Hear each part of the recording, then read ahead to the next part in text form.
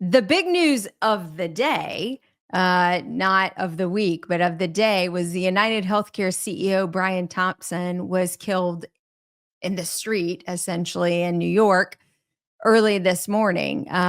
So that just happened. There's no information yet on who the killer may be. There is a video of the killer taking him down. It seemed like a very targeted attack. That's all I currently know. I don't work for a mainstream media outlet, but as dentists, certainly it's of interest when our insurance companies are having this type of publicity. So, anyway, more to come on that, I'm sure. If you were ever a client of Smile Direct Club, especially at the end when all the mayhem was going down, and they shut business very quickly and denied many people refunds and also required many folks to continue to pay for their commitment that they had made, even though the services had ceased. There is some financial hope for you. There was a ruling that just happened this week by the New York State Attorney General, and it has mandated that Smile Direct Club will be refunding up to $4.8 million back to their customers. That is in total 28,000 customers would be eligible for the improper billing refund. Many customers were already aware of that and will automatically be issued those refunds. But if you are eligible, we'll post the website that you can click on and go and submit your information online for a refund request, and they will be reviewing those. That came out just yesterday or Monday on December 2nd. That information was released. And so anyway, some hope, optimism for those individuals who were being serviced by Smile Direct Club. Just 2 weeks ago, we talked about the Corporate Transparency Act and the requirement for filing. That deadline was January 1, 2025.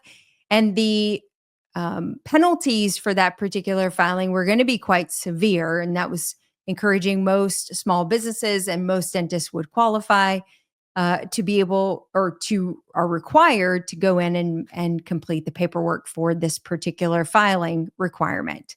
Well, a Texas court, Eastern District Texan court, has now ruled against that particular requirement, saying it's unconstitutional and that the Congress does not have the authority to require it.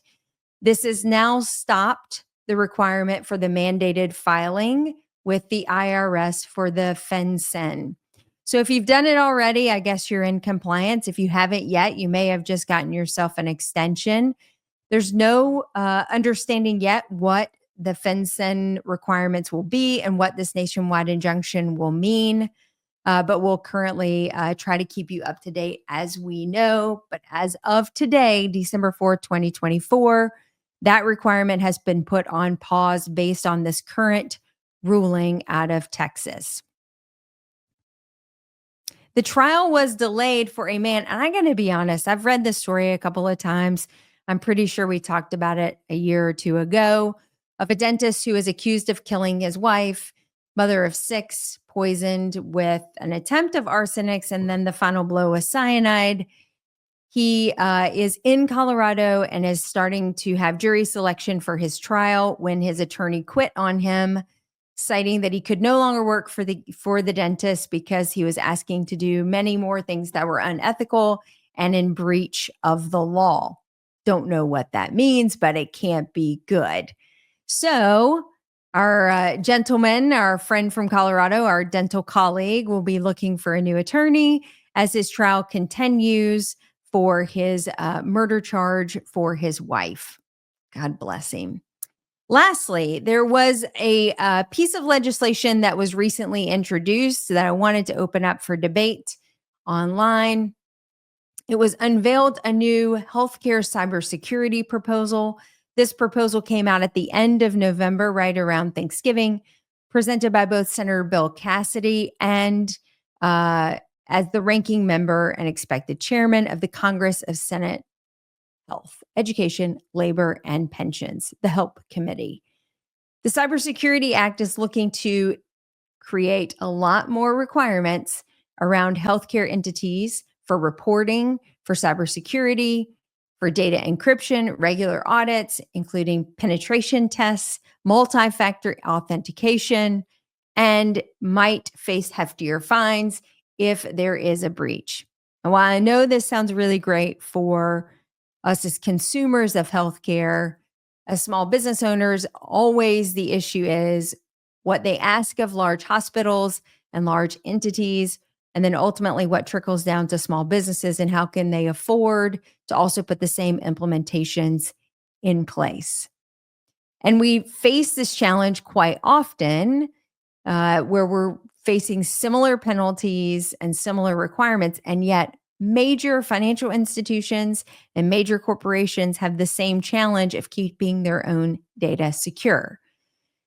So I'm a little skeptical of this particular cybersecurity proposal. I would definitely like to see a lot more of the information in the language. And I think my concern is the increased regulation, fines, penalties, and requirements of small businesses who also host and protect healthcare information. Because at some point, a lot of this requirement becomes so cost prohibitive for small businesses to continue to operate in a digital platform. So we'll keep you posted about whether or not we think this will get picked up, but suspect that it will be reviewed more in 2025. And with that, that's the news.